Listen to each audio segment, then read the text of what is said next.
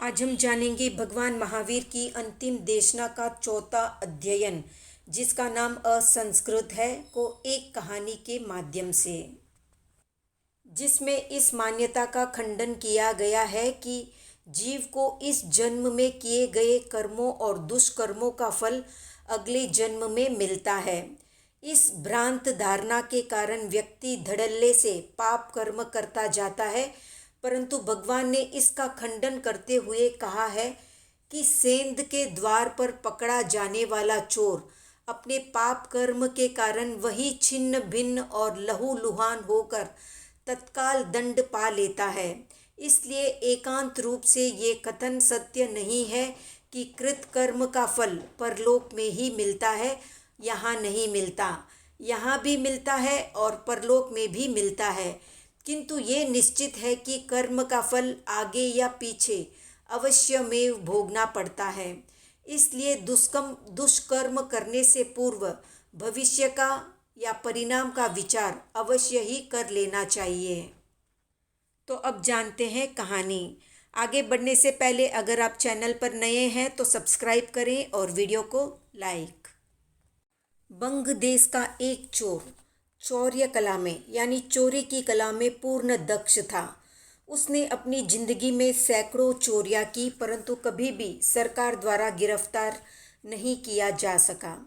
उसे अपनी कला और कौशल का बहुत अभिमान था। उसका ये दावा था कि मुझे कोई पकड़ नहीं सकता।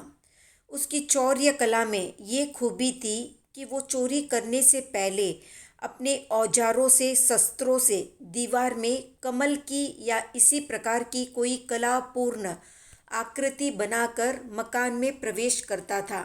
इसलिए उसके द्वारा चोरी किए जाने के बाद लोग क्या चुराया इसकी चर्चा करने से पहले उसके द्वारा उत्कीर्ण कमल आदि की कलापूर्ण आकृति को देखकर पूछा करते, चोर इसमें से होकर मकान में कैसे घुसा होगा, कोरनी कितनी बढ़िया की है। इस तरह नगर में चोरी से अधिक उसकी कला की बात फैल जाती थी। चोर हमेशा ये सोचता था कि मेरी तरह मेरी संतान भी इस चोरी की कला में दक्ष हो।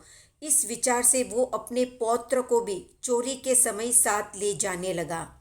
एक दिन उसने एक बहुत बड़े धनाढ्य के मकान में सेंध लगाई। दीवार में कलापूर्ण कमल की आकृति का छेद उत्कीर्ण करके वो ज्यों ही अंदर घुसने लगा, खर खर की आवाज से मकान मालिक सावधान होकर उठ बैठा। इधर चोर ने भीतर घुसने से पहले अपने पौत्र से कहा, बेटा सावधान रहना, मैं इस उत्कीर्ण कमल में से होकर ही अंदर घुसता हूँ। यूँ कहकर चोर ने सबसे पहले ज्यों ही अपने पैर अंदर घुसाए, त्यों ही घर के मालिक ने उसके दोनों पैर कसकर पकड़ लिए। चोर ने अपने पौत्र से कहा कि बेटा मैं आज पकड़ा गया हूँ, तू इधर मजबूती से मुझे पकड़े रखना। धनिक के आदमियों ने भीतर से कमर तक खींच लिया। फिर दोनों ओर से खींचातानी में चोर इतना बुरा फंस गया कि कमल की कोरनी के तीखे नोकदार किनारे उसकी आंतों में घुस गए। चोर ने देखा कि अब मेरा बचना कठिन है। तब उसने अपने पौत्र से कहा कि बेटा मैं तो अब थोड़ी देर का मेहमान हूँ, मेरे कारण तुम सबके प्राण न जाए, इसलिए तुम मेरी गर्दन मत छोड़ना। पौत्र ने भी जब ये देखा कि उजाला होने लगा है, हम सब पकड़े जाएंगे, तो एक हाथ में चोर की चोटी पकड़ी और ये कहकर कि दादा अब भगवान को याद कर लो, दूसरे हाथ से तलवार पकड़कर एक ही झटके में उसका काम तमाम कर दिया। मरते समय चोर बोला, हाय री कला, तूने तो कटा दिया मेरा गला।